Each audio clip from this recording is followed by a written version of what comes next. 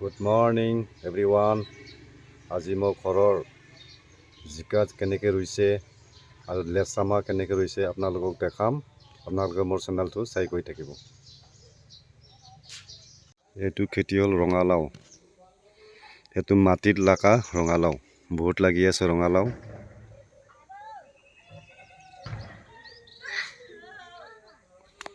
এইটো হ'ল বেঙেনা খেতি।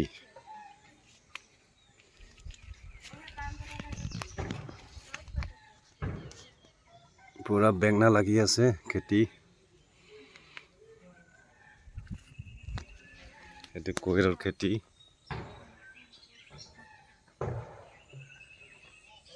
এইটো লেচামাৰ খেতি। গোটাই জেং লগাই পেলাই মই লেচামা লগাইছোঁ।